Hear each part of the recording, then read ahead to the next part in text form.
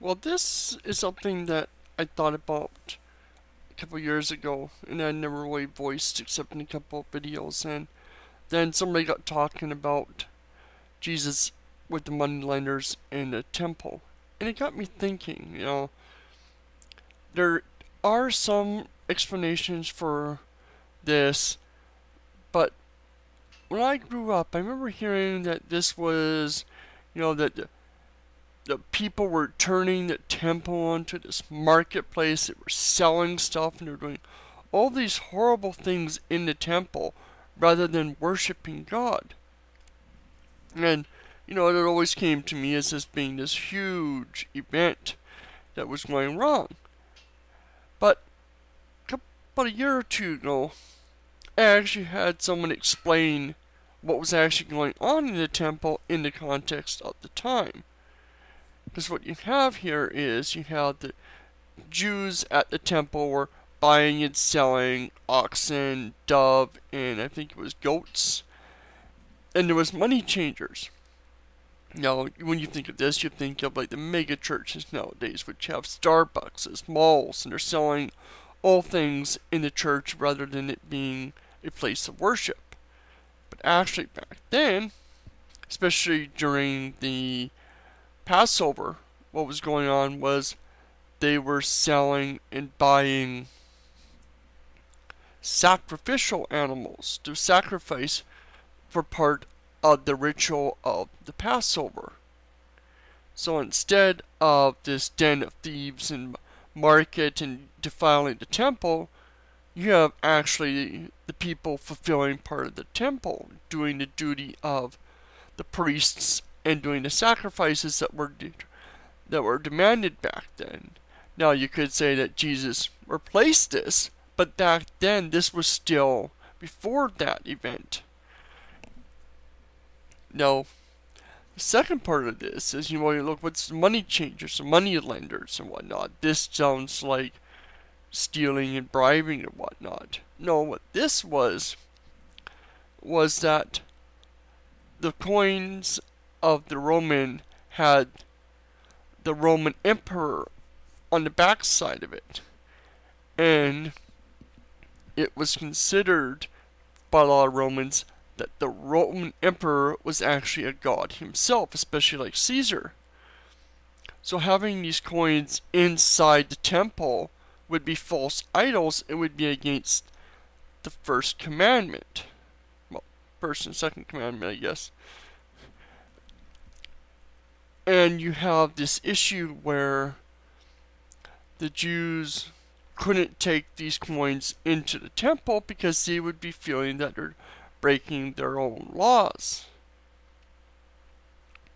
So instead, the money changers would change the heathen coins with the foreign god on them for coins and currency that could be used in the temple to purchase the required sacrifices and whatnot without defiling the temple with a heathen god's currency and purchasing of it through that way. This is sort of what it was seen as. It was trying to fulfill and hold the law that Jesus himself supposedly set in the Old Testament. Now, here comes a problem. You have Jesus attacking and striking out against these Jews for doing the very thing that Jesus himself commanded. Now, you could say that the Jews got this wrong and that they misunderstood, but this is in the Old Testament. So, this creates a problem. Was Jesus wrong when he drove them out of the temple, or was he wrong back then when he first gave the commandments to do these sacrifices for sin offerings and whatnot? Because that's essentially what these were.